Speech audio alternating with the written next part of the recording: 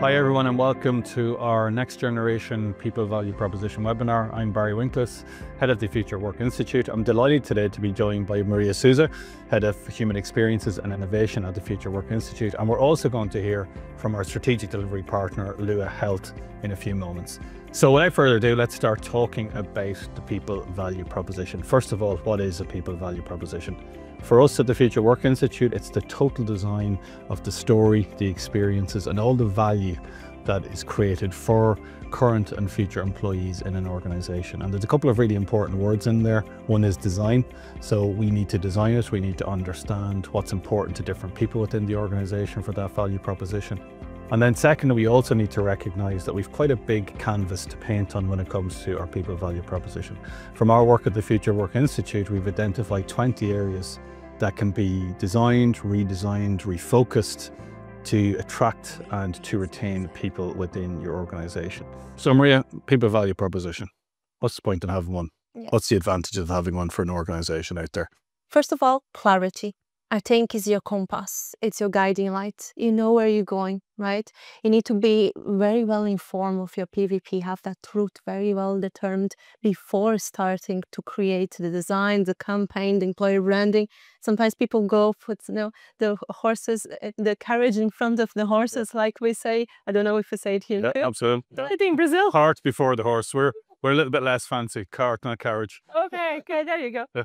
But then we don't have a focus, we don't have authenticity. Yeah. And we just sometimes copy pasting something that we saw that our competitors are doing and that is interesting and shiny and we want to have the same. But does it really say that the promise that we make into the candidate is really connected to the reality that our employees are living and breathing every day? I think it's a really interesting point, and some of the work we've done at the Future Work Institute with senior leadership teams will often kind of highlight that there's a big difference between even people in the room around what their actual people value proposition is. And even worse, they don't have that unique connected story that differentiate them from other organizations in the sector. And I think one of the things that we have recognized is the importance of really getting down to that core essence of who you are as an organization and the actual value that you're providing to those people. And I think, Maria, let's talk a little bit in terms of if on the other side of things, if an organization doesn't have a connected PVP, right? We've seen it in many instances where communications can be poor as a result. How we're actually presenting ourselves into the marketplace can also be impacted. So let's talk a little bit about some of the bad stuff, right, about not having a people value proposition. Yeah. What does it mean? It's the lack of authenticity, right? It's the lack of guidance. Even for the HR team, talent acquisition team, what they're actually talking about when they are selling to the candidate that dream, that hope, that experience that they're really going to have once they become an employee in the company. Sometimes you sell the world and they arrive there. They are very excited, that have the honeymoon 6 months, right? And then they start realizing that at the beginning, the company was selling that they have well-being and life-work balance. And then everyone is burned out. Yeah. And they start to recognize that this is not really goes against their values, right? And they started to remove themselves, become disengaged, and then in the end, tend to leave, right? That's the worst can happen, right? But the best can do is to have data, have insights before this actually is happening. So we can have the usual ones, the traditional ones that we always know, that will be the engagement surveys, the EPNS scores. We have the pulse surveys too, exit interviews that we get at the end. But then this is just a snapshot in time, right? This is why it's so important to bring AI, to have this running in the background that gives us a sense. It's a more fluid data that you can go to a dashboard and today, now, how is my workforce? Are they burned out? They're stressed, but what do I need to do today to re-engage them? So it's quicker. Yeah. For HR, it's quicker. Yeah, and I think that's really interesting. One of the things we're really focusing on our PVP offering within the Future Work Institute is this idea of data-driven, human-centered, and I think one of our big exciting factors within our offering is actually our partnership with the likes of companies like Lua Health, which gives us this real sentiment data both externally and internally. So how do we actually understand how people are perceiving our brand, our employer brand out there, and what are they talking about that's important to them, but also internally. And I think it's one of the things that we've worked hard on within the Future Work Institute is to fully recognize that a PVP is both internal and external. It's the basis of everything. I think you made a couple of really good points there, Maria.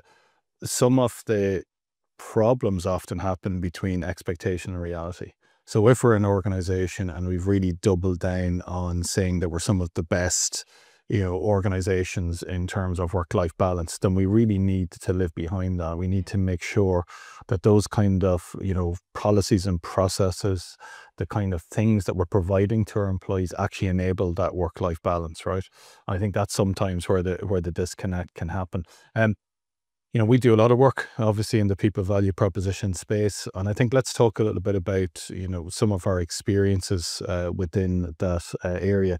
And I do want to call out one thing first. And I think one thing that we always like to say to our clients is, whether you like it or not, you're destination designers, right? You're designing a destination for either future employees or existing employees. And is that destination actually living up to the billing, right? Yeah. And as you know, Maria, from some of our most recent research, we still have most organizations where people are leaving because of poor leadership. Leaders also feel a little bit burnt out. They're maybe not getting the right types of supports, the right types of coaching. People are also leaving because of poor culture, lack of social connection. So there's a whole load of stuff here that would suggest to us that organizations need to spend a little bit more time purposely designing that people value proposition. So Maria, interested in some of your own experience and some of our clients with the Future Work Institute, what are you currently working on? What's worth calling out for the guys out there? I have a great example. We were working with a public company, and their objective with kind of restructure the PVP was not only to attract and engage new candidates, talent out there, but also to kind of reshuffle their PR.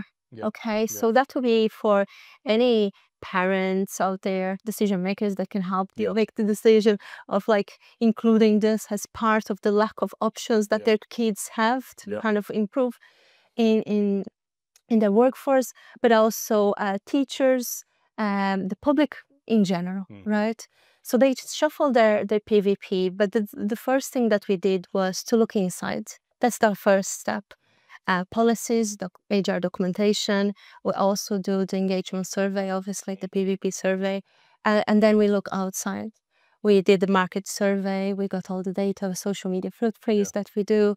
What are people saying about them in the market? We combine all this together to get the essence that both inside and outside kind of combine in one essence, right? And then we got to notice that to be lifelong connections with a team that was coming often, was learning, really important for this cohort. And then the third one was that the sense of camaraderie between them that was going beyond just the workplace, but going externally even when they left the company. It was beautiful to see. So after we had that essence, we could kind of analyze the benefits that we could highlight based on those. In terms of leadership skills that they developed while they are in the company was one that was a big one. We could show them once they are in the company what they can do to be connected, reunited, and create that sense of collaboration and community that they could see that was inside and outside, even when they left the company. So we can pick from those teams and create campaigns on the top of that that really resonate not just with the candidates, the possible candidates, but also with the employees that live and breathe that reality. Yeah, and it was interesting. We worked in a really interesting project last year where we introduced the idea of a show Bible into that organization. For those of you who don't know what a show Bible is, it comes from TV series where generally somebody will pitch a new series using a show Bible that will capture the atmosphere, the essence, the vibe of that particular TV series. And it's one really innovative concept that we brought into organizations to really help them capture what their actual magic is. And we see this a lot. Just because an organization works in an up-and-coming sector doesn't mean they can just piggyback off that sector. What's their unique show Bible that they're really going to tell their stories through? And that helps leaders then to enhance and to amplify the right types of stories out there, and also activate all of their people in their organization to be beacons for those organizations in terms of health, right? Ambassadors. Yeah. That's exactly what we want too, because once the PVP really connects with the employees, they become ambassadors of PVP, right? And we don't want perfectly PVPs. We want quirkiness. We want things that are not quite well yet, but you're working on it, right? People want to be that, oh, you need me to achieve that. Yeah. So be happy to be part of this journey with you. Yeah. So perfection is not always the right place to be. Yeah.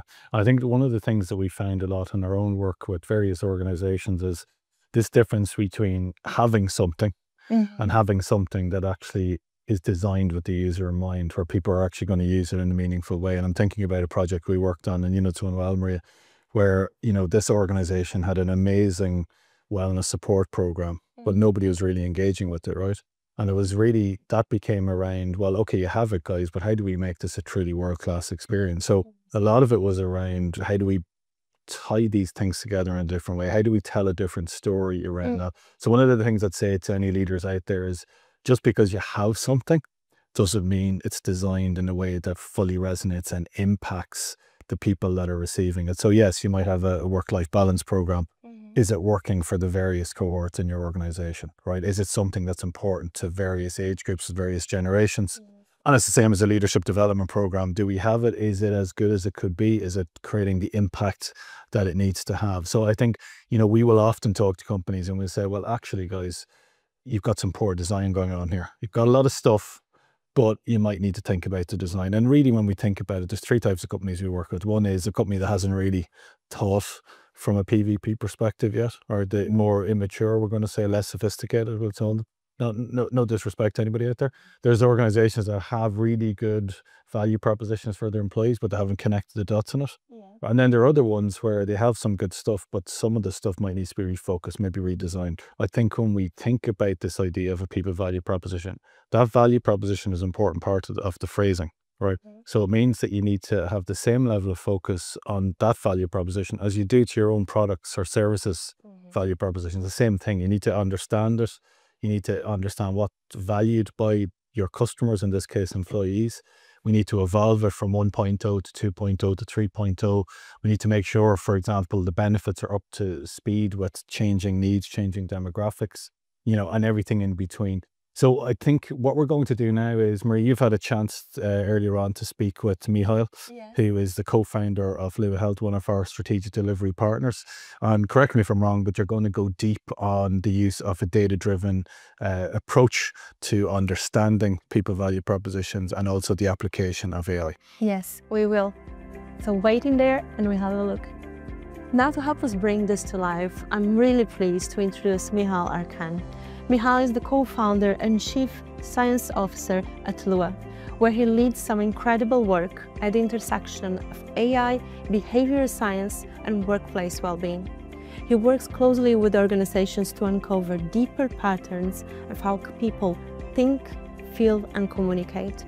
Lua gives us insights that goes far beyond what traditional surveys and HR data can reveal. Michal, thank you very much for being here with us today. Thank you very much for having me. Can you give us an insight of what is Lua? Happy to do this. We started Lua because, specifically focusing on well-being, what we realized is that people nowadays are just waiting too long to reach out if they don't feel well in terms of, for example, stress or burnout, or even worse, for example. And this is not improving by itself. So what we aim at Lua is to provide solutions that, will inform the leadership, for example, that they can act much faster, for example, for their employees, to stay healthy and not, wait till they don't function anymore. And this is, what at Lua we developed AI system that's focused very much on psycholinguistic patterns to identify early sign of stress or burnout, for example, that we can provide in an anonymized way to the HR leadership to act faster and not only react when something is already not working. And I know that Lua can do that from outside in and inside out, right? Exactly. Tell us a little bit about the outside perspective. I think nowadays, specifically, I think because of a very competitive talent market, I think companies nowadays, they are also not so it is important as well to not only look what's happening inside, but how the company is perceived from the outside. And therefore, we also deploy our AI models to connect to different sources, in terms of, for example, LinkedIn, Glassdoor, other public sources on market trends, to analyze how a company is perceived from outside, which can show the attraction health of a company. This was done in the past with traditional questionnaires, for example, maybe on a yearly basis, or exit interviews, why people are leaving. But this gives us only a small snapshot in time, what's the kind of situation in a company. With the external resources that we have available, AI can give us a much deeper insights on different shifts, which can happen quite quickly, which maybe a questionnaire might not really detect. This allows us then to provide this information to the leadership to see, is the external perception of a company, is the brand reputation of a company, in line, what they are aiming within the company. This helps us, to provide them much more information in terms of, how people are talking, in terms of leadership, in terms of, well-being, what we are focusing on at Lua, and align them, with the purpose of the company. That, gives the leadership the insights on, are talents, driven to a company, or are they pushed off of the company? This allows us also, the company, kind of to align their PVP, to enhance it with AI and provide this continuous information. They can align their brand's reputation, compared to time, and give them a very deep and powerful tool to see, benchmark themselves against other companies, for example, as well, to kind of to drive, their kind of attraction health, and actually, to be attractive to the top talent. That's perfect. Thank you. So let's get a little bit more practical, okay? For all the HR leaders watching out there, right? How can our organization use those insights today to solve real life problems like attraction, disengagement, or burnout, for example? Very interesting, and very similarly from the outside analysis, we can also do a similar approach to the inside analysis. For example, we are working with corporates where we analyze internal corporate communication. For example, in Microsoft Teams or in Slack, we implement this in a privacy that design matters, so with GDPR compliant, that we follow all the standard data security standards in an ethical way. Corporate communications producing more than 1 trillion communication kind of chats during the year. And if we tap this resource, we can deploy our AI predictive models, specifically focusing on well-being and psycholinguistic patterns, to identify any kind of emotional distress, regular distress, or even burnout, for example, to notify the leadership to act immediately. In the past, again, they were using questionnaires or, just kind of pinpoints in time, for example, how do you feel? But that's, kind of self-reflective kind of questionnaires are sometimes very hard to kind of to answer, because we always feel better than we really are. With analyzing kind of the communication that's happening on a daily basis in a corporate setting, we can very effectively identify early signs of stress and burnout, and in an anonymous, aggregated way, provide this information to the leadership that, they can act faster. So it goes from a reactive, when something is already happening, to a proactive, like a proactive workplace management. Yes, I always say that if you want a successful engagement survey, bring pizza to the office in the morning and a good coffee, right? Because it's completely a snapshot in time. And as you feel at that moment, that's how we're going to reply the survey. If you were in a traffic jam, or if you have a fight with your spouse, then we're going to affect the way you reply the survey too.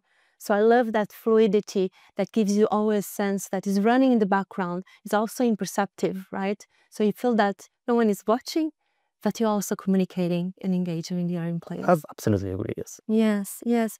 So I know many leaders out there are going to be thinking, and you've touched this a little bit in terms of the GDPR aspect, right? But how can we guarantee that this is, ethical and respects the employee privacy? Absolutely agree. And we know what the technology can do. And when we started Lua, we knew from the beginning that, we have to be open. We have to be very transparent. There are GDPR rules that are applying in Europe. We have to be very upfront with every individual, how the data is used, why is it used, for example, and, who can access it.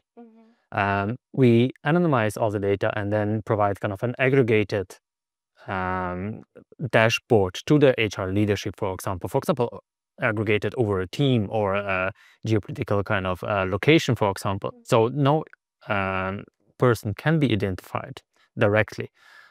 And even this data then, it's very helpful for the HR leadership, because differently to the questionnaires that you would have maybe, once, twice a year, you can almost have a questionnaire now every day, because we are just updating all the data, all the signs that we identify through just normal communication that, individuals will have day by day to the leadership, without really revealing any kind of personal information to the leadership or management. Okay, so what is this saying is that no human person has sight of the data collected. Absolutely. Right? We don't reach the data, what we are getting. We analyze it, we anonymize it, and look for very specific, as I said, psycholinguistic patterns to look, for emotions, for specific kind of linguistic features that we are focusing on, and this, gives us indications how people are feeling.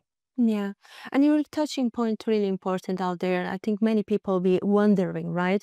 If you already have an engagement survey, a pulse survey, or an NPS score that runs every year, is Lua coming parallel, or should I remove all this technology that we already implemented?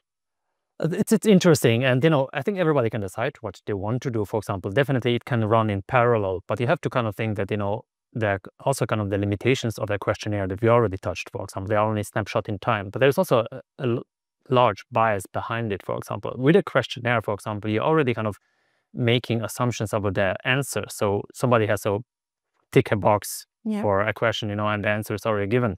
So even this is already kind of a social bias. A recall bias focuses on, do I really know what happened 2 weeks ago? How did I feel 2 or 3 weeks ago, or a month ago, for example? Can I reflect this in a questionnaire today in terms of that? And also then there is, the survey and questionnaire fatigue, for example. With long surveys, questionnaires, people then start rushing over the questions if they even finish it, for example, which again can distort the outcome of it. Where in our case, an individual employee don't have to do anything. They're just communicating as they would communicate, yesterday, today, or tomorrow, for example. And by language, by kind of the linguistic features that we identified at Lua, we can then detect and then, inform the kind of the leadership, that maybe a department, is feeling stress, for example, which can help. For example, it makes sense if there is a deadline, there would be stress. But if there is no deadlines and there are some spikes in stress, can actually reveal some other information for us. Yes.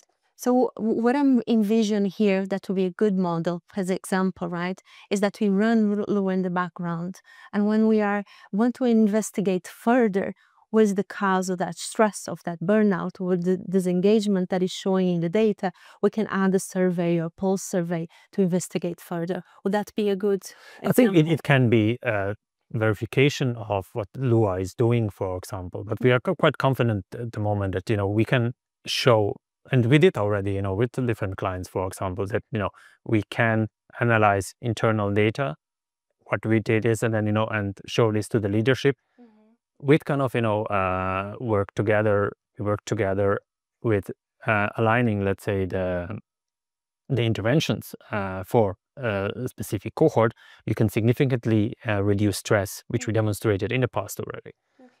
Surveys can still run in parallel, but our kind of the technology that Lua is doing is just providing surveys on a daily basis. Okay. So thinking about all the HR leaders out there, right? They're gonna go back to their offices tomorrow and they want to implement Lua, but they also need to convince the senior leadership that this is going to be a strong return in their investment. Can you share an example of how these insights can help improve retention, well-being, or performance, for example? specifically in terms of kind of return of investment, I think there are several layers where we see already, it can be very beneficial. And they are very diverse. Research in general shows that, for every dollar you are investing in well-being solutions, for example, you have a return, for example. In general, you would get kind of 1 to 4 ratio. So you invest $1, you will get $4 return. In proactive approaches that, we developed at Lua, is that you would even have a higher returns. It's 1 to 6, because we actively kind of show directly to the leadership, if there are any issues, and, they can act much faster. So, this kind of proactive approach is much more effective than, just providing solutions out there that many are using, for example, as a checkbox exercise. Another benefit of it is that you are producing kind of a trust cycle, for example, specifically nowadays with the younger generations and maybe top talents, for example, they're looking for purpose in a company. If you demonstrate that, you care about your employees, you're increasing your, PVP, a people value proposition, which again connects your employees much stronger than to the company. And again, research showed that, people who are actually very connected with the company are not looking for new kind of, options on the jobs market, for example. So there is a benefit in general on the well-being on the employee side, but also the connectivity again with with your employees, which helps to kind of minimize kind of the attrition and retention. Yeah, they feel seen and heard, and then you have actually an action plan that is quick and easy to turn around. Yeah, so I agree. Let's think about someone out there got the budget, is excited about the technology, but many HR people like myself are not very techy. Is it hard to implement? No, we try to do it as seamless as possible. For example, we connect to any kind of corporate chat platform as Microsoft Teams, Slack, or any even proprietary systems that usually allow a very seamless integration of external apps like Lua, for example. So you more or less enable Lua in this chat platform like Microsoft Teams. It's 1 or 2 clicks, and then it works in the background, and then we align with the company. Are there any other kind of options to consider? But enabling Lua, it's very seamless. It's very seamless. And then when we start, we press play, for example, it's live. All employees receive a notification, right? Absolutely. We have to be upfront, and we want to be upfront. For example, even if I would use this data or this app, I want to know what's happening, for example, and there are legislation that we have to inform people what's happening. We provide information of why is it used, who can use this data, how is it then presented to the leadership, ensuring that no personal data is shared, for example. So absolutely, once you get a notification, and then it more or less sits in the background, analyzes, so people are not even kind of disturbed by the application. We just then provide anonymized information to the leadership to help them to make a very fast decision. It's applicable insights that they can do. No, that's really good to know. What I really appreciate is how clear you show that this is not about replacing the human side of HR, but enhancing it and making it smarter, more meaningful and insightful. Thanks again for sharing your expertise, and thank you for all the work that the Lua team is doing in this film. Thank you very much again, for having me here. Really interesting interview there, Maria, between Michal and yourself in terms of this AI-driven approach to people value proposition. That's an area we're really going to focus on in terms of the Future Work Institute from now into the future. Guys, for any of you who want to find out a lot more about our people value propositions, please reach out. We offer everything from assessing your people value proposition using our very unique take on sentiment analysis, both internally and externally, all the way through to full people value proposition and employer brand activation within the marketplace. You'll see the details on screen. Should coming up now. Hopefully our producer has sorted that out. And in the meantime, guys, keep an eye on the Future Work Institute on all the various social channels. Keep an eye out for some of our content and upcoming events around the people value proposition. And please keep in touch and link up with us on LinkedIn when you can. Thanks very much. Thank you. Bye. Thanks, guys.